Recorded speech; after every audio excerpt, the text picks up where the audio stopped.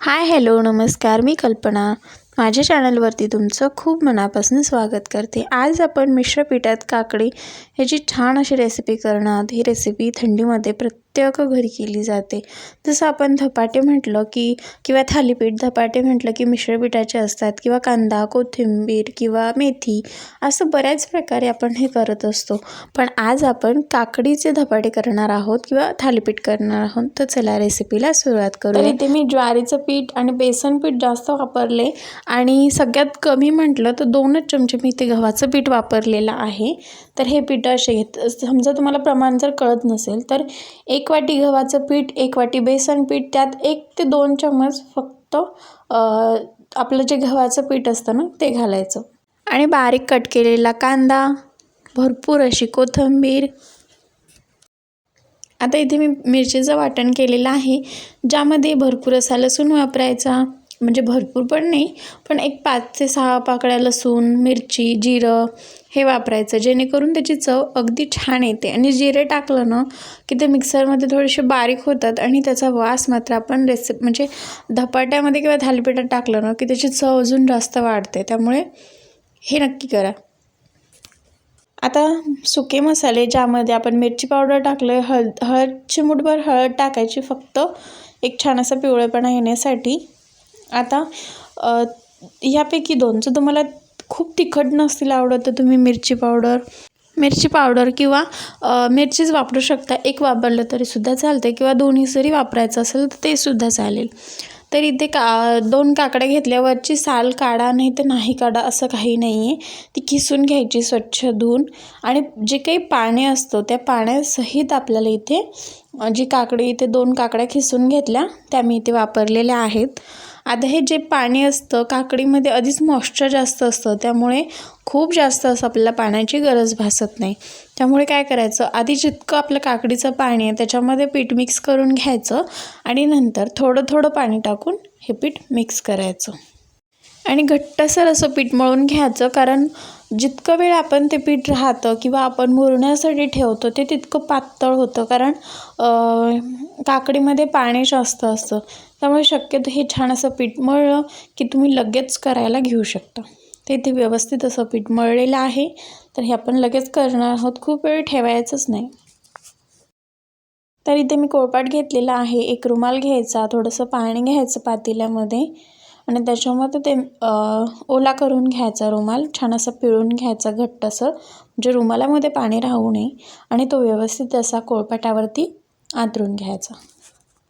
तर इथे आपण कोळपाटावरती रुमाल आथरून घेतला आणि थोडंसं पीठ घेतलं, जसं आपण चपातीला किंवा भाकरीला घेतो त्या पद्धतीने, आणि मस्त असं थापून घ्यायचं। आता इथे थापण्याची मी एक गोष्ट सांगते की हाताला पाणी लावून ते थापायचं, जेणेकरून ते व्यवस्थित थापता येतं आणि जे पीठ आहे ते आपल्या हाताला सुद्धा चिटकत नाही।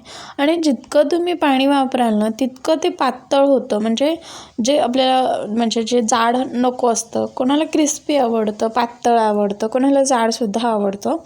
त्यामुळे जास्त, आणि तुम्हाला जर पातळ हवं असेल ना तर तुम्ही पाण्याचा वापर जास्त करू शकता, पण जर घट्टसर हवं असेल तर ते आपण थोडंफार केलं तरीसुद्धा होऊन जाते।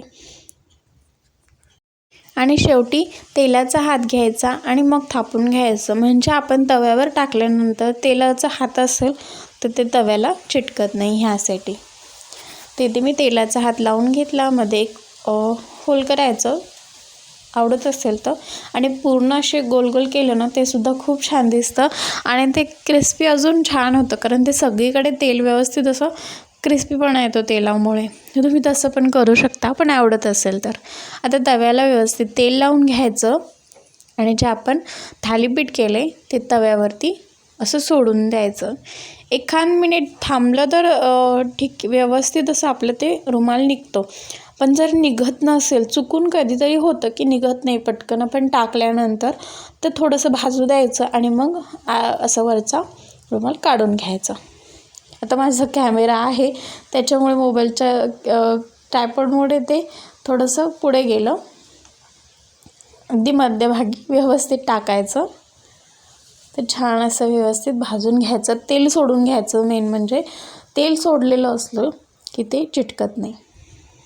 आता खालची जी बाजू आहे ती व्यवस्थित अशी उलटण्याने काढून घ्यायची, खूप अशी जोरात न करता ती प्रोसेस खूप हळू करायची, जेणेकरून ते व्यवस्थित असं निघतं, तुटत नाही. आणि मागची बाजू आपल्याला भाजायची आहे, त्यालासुद्धा व्यवस्थित असं तेल लावून घ्यायचं, जेणेकरून ती व्यवस्थित भाजली जाते.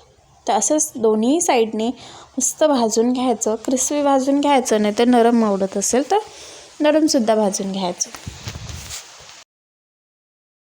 तर इथे अलटी पलटी करून व्यवस्थित असं क्रिस्पी मस्त भाजून घेतलेलं आहे हे आपण. आणि दुसरंसुद्धा ह्याच पद्धतीने आपण करून घेणार आहोत. जसं पहिल्यांदा दाखवलं त्याप्रमाणे मी थापून घेतलं. आता मस्त असं हे पण आपण भाजून घेणार आहोत. जसं आपण भाकरी किंवा चपात्या वगैरे भाजतो त्या पद्धतीने व्यवस्थित मस्त दोन्ही साईड क्रिस्पी भाजून घ्यायच्या. आता बघा, इथे थोडंसं त्रास झाला मला तो रुमाल निघण्यासाठी, त्यामुळे थोडंसं भाजू द्यायचं, मग ते व्यवस्थित निघतं. इथे ही मस्त आपण ही खालची वरची बाजू भाजून घेतलेली आहे. तर ह्याच प्रकारे हे सुद्धा मी भाजून घेतलेलं आहे मस्त असं. तर काढून घेऊया. आणि ह्याच प्रकारे आपण सगळे थालीपीठं बनवून घेतलेली आहेत. बघू शकता मस्त अशी दिसायलाही छान झालेली आहेत आणि मेन म्हणजे खूप पातळ झालेली आहेत, अशी कुरकुरीत झालेली आहेत. हे तुम्ही दह्यासोबत किंवा एखादी जर तुम्हाला चटणी आवडत असेल शेंगदाण्याची किंवा शेंगदाण्याची चटणी किंवा दह्यासोबत तुम्ही मस्त एन्जॉय करू शकता. खूप छान लागतात हे. आणि गरम गरम खाल्ले तर तुम्ही विचारायलाच नको, इतके मस्त लागतात. तर तयार झालेले आहेत आपले काकडीचे मस्त असे थालीपीठ. रेसिपी कशी वाटली कमेंट करून सांगा. व्हिडिओ आवडला तर लाईक करा आणि हे व्हिडिओ बघायला आवडत असतील तर चॅनलला नक्की सबस्क्राईब करा. असेच व्हिडिओ एका नवीन रेसिपीसोबत जी नेहमीप्रमाणे साधी आणि सोपी असेल. तोपर्यंत बाय.